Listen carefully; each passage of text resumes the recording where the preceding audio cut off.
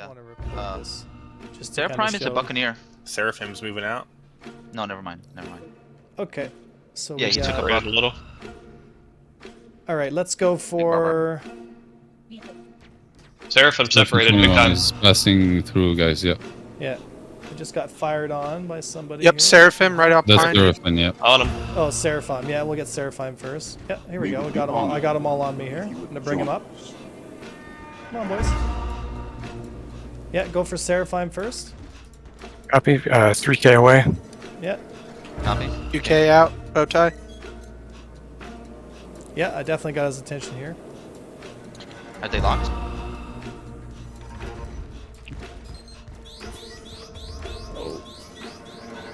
Made a huge mistake there. But that's okay. Big hits on Seraphim. He's hurt bad. Oh yeah. I'm still stringing him up. Seraphim down. Good kill. X-Clone's next. down. X-Clone next. Exclone? X1. He's still Yeah. on A1. Yeah, I'm just defending. Just. Yep. Okay. Yeah, good job. There we go.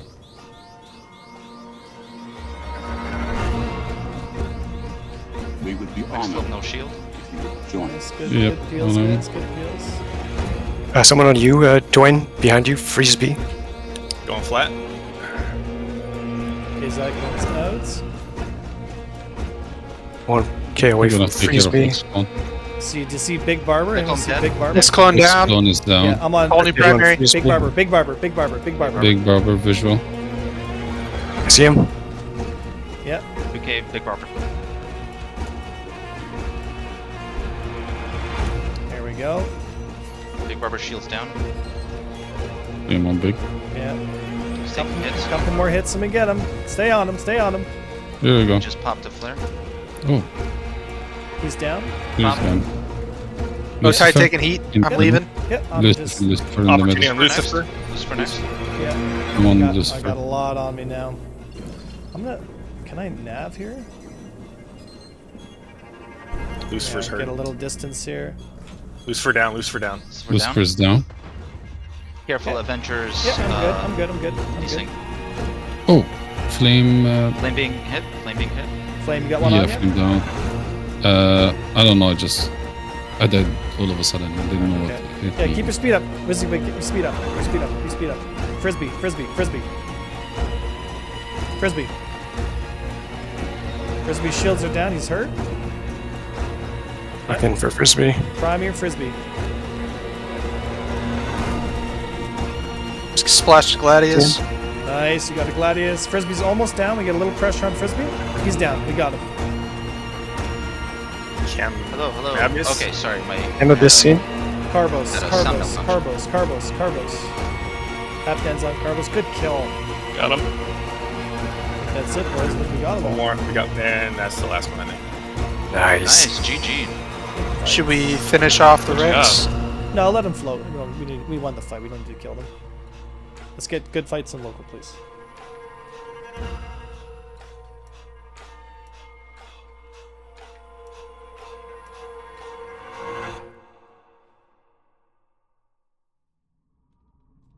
Today we're going to do something cool. I want to change a bit of the format for some of the combat videos I've been doing because it seems like a lot of folks are really interested in looking at a more deep dive tactical analysis of any kind of fight after the fact. And so what I'm going to do here for a lot of the future videos is after I put out some of these combat videos, kind of walk you through step by step some of the key points in these fights to help you better understand what people are doing right and what people are doing wrong, and just kind of give people some education as we go.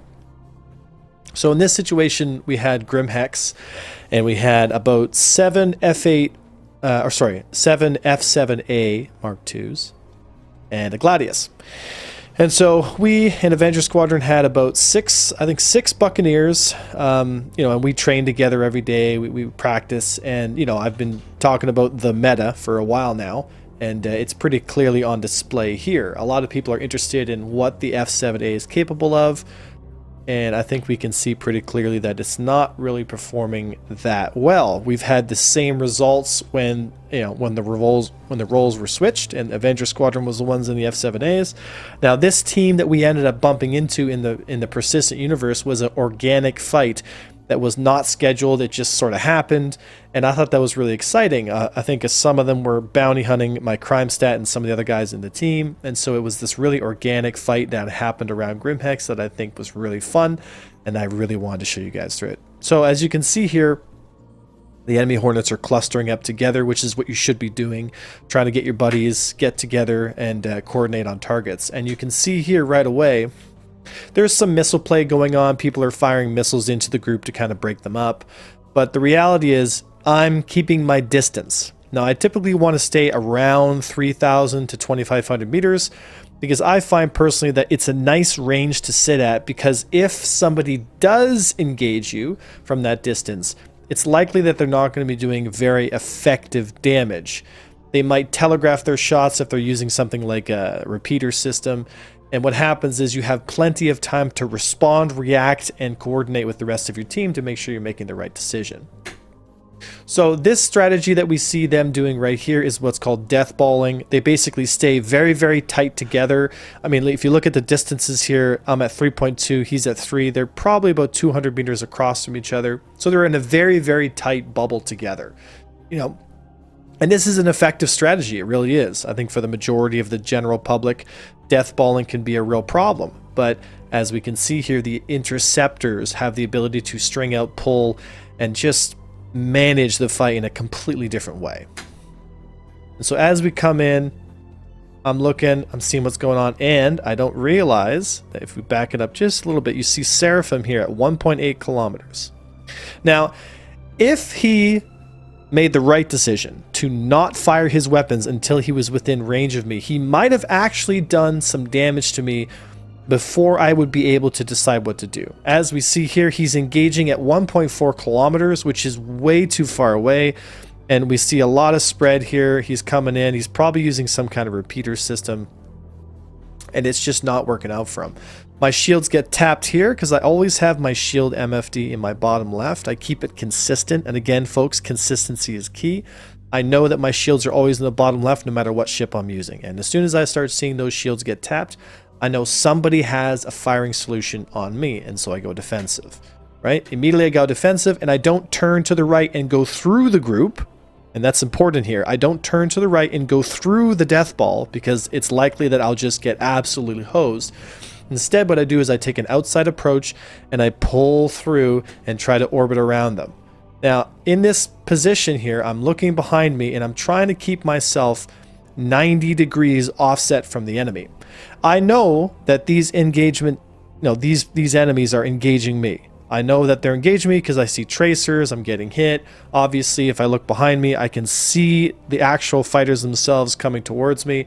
And so I know if I want to create a 90-degree angle, I've got to put my nose to the right here. And so what I'm doing is I'm keeping my nose to the right. I'm using my main thruster because, again, in this flight model, what happens is our maneuvering thrusters, our MAVs, are so much weaker than our main thrusters. And so what ends up happening is in order to create enough deflection or enough movement to actually avoid fire, we have to point our nose in the direction that we want to create that deflection. So in this case, it's 90 degrees from the enemies that are attacking me. So in this case, I'm using a little bit of boost here. I get a little close. Again, I pull 90. See, I pull my nose around. I know they're behind me. I'm creating that 90-degree angle. And I'm asking my team to get in behind. As you can see, Flame, Emod, and the rest of the Buccaneers are coming into the target that I'm engaging, and we're engaging Seraphim. I'm still creating that 90. I'm looking at my distance here, 1.3 kilometers. Yeah, he's not too far away. Now he's actually closing distance on me because I see 111 ms, which is 111 meters per second. So in this position that I'm in, as you can see, I'm sliding around here. He's actually closing distance on me, and I have to be able to recognize that quickly. So he's coming in, I hit my boost a little bit, and again, I want to change my angle now. I want to keep it 90 degrees offset from him. And as I change my angle, here we go, -70. So now he's losing distance on me. So now I'm safe because I'm closing and losing distance. And as he's losing distance on me, as I swing around, again, right, see the difference here. I swing around and turn my nose towards him. I'm going to take a little bit of damage here. So this was a mistake on my point. I misjudged the distance between him and his closing distance. And what ends up happening is, as he gets in behind me, he's able to actually apply some damage. And I apologize, guys. He was a Buccaneer. I thought he was a Hornet. But either way, the Buccaneer is going to close the distance on me, but it's the same process. I pull him flat, I pull away, I turn around, and I take a look, and what do we got? Emod and the rest of my team here is actually engaging the primary target because we're doing what's called the string out. So as he's chasing me, and there he goes, pop, because what happens is, as he's wasting his time chasing, and we can see here, Big Barber, Zyklone, Frisbee, Lindor, all these enemy Hornets are all chasing me. And so what ends up happening is my team of Buccaneers gets to basically filter in behind all of these enemy attackers and just take them out one at a time. So this enemy squadron is what's called hyper focusing. So you're thirsting, as we call it in the business. So what happens is everybody really wants to kill Avenger 1, which is fine. I mean, I'm all for it. But what ends up happening here is, in their quest to kill a single fighter, they've put themselves in an impossible position. I am not effective during this fight. I am not turning my nose against them and engaging. What ends up happening is I am now flying strictly defensively, allowing all my wingmen to come in behind and engage and just get free kills. We've killed one already, so now we have the numbers advantage, and we're kind of repeating this same strategy. Now, the ability for the Buccaneer to hold distance against ships like the Hornets is immeasurably easier than holding distance against other interceptors. So what ends up happening here is, as you can see here, as long as I'm outside of that 1,200 meter cone, he can shoot all day. And as long as I time my boosts and always keep working on that 90-degree deflection, yeah, then we end up having this situation where the enemy team is just firing, but they're firing at ineffective ranges. And this leads to just one after the other getting taken out. I think we just took another one down. There we go, another Hornet down. And now you'll notice that I'm no longer being engaged. At this point, they've realized we've lost 3 fighters. We still haven't killed Avenger 1. We realize that he's stringing us out. And so they're a bit late to the party. And now they've decided, you know what, let's switch to somebody else. And now, again, another reason to use head tracking is now, as soon as I notice that trend, that change in dichotomy in the fight, immediately I return back to the fight and I start engaging a primary target. I call it out to my wingman and we move in, and now I start to engage Big Barber in the Hornet. We actually almost hit that guy. And as you can see here, again, roll aim, pulling into my turn. I know he's going to go up this way, so I want to pull my nose up. Right, I got a little bit of splash damage on my shields there. Something must have hit me on the way through. I've got missiles on me, so I set my decoy count to at least 3 and just flare until they flare off.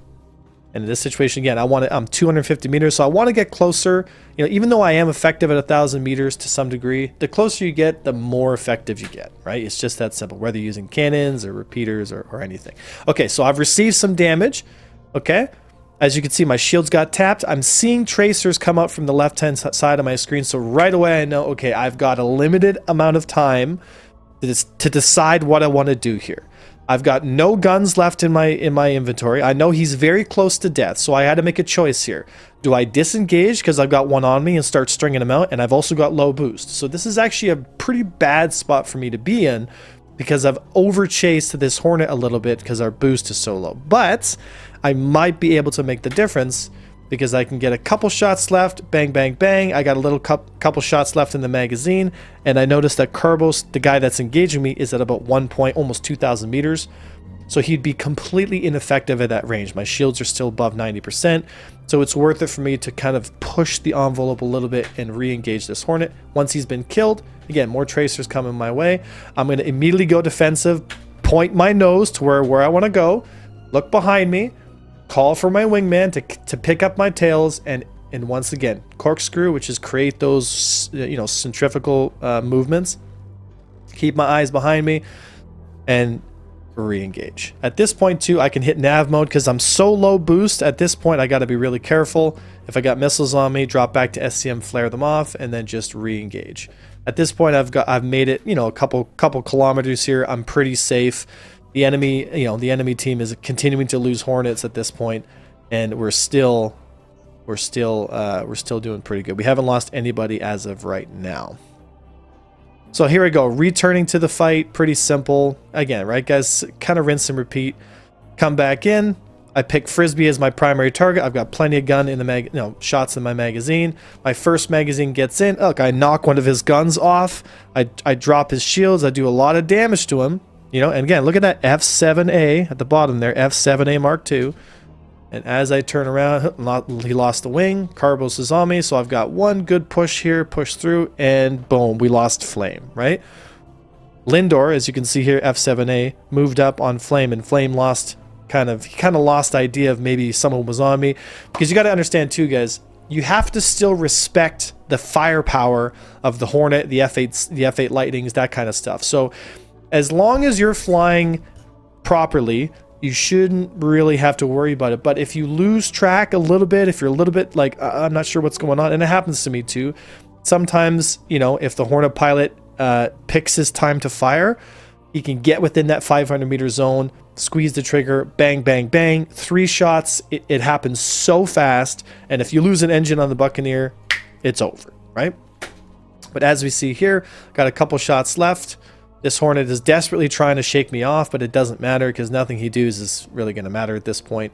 And boom, down he goes, right? Now we've killed another Hornet. I know that there's one chasing me, so I'm going to pull him flat.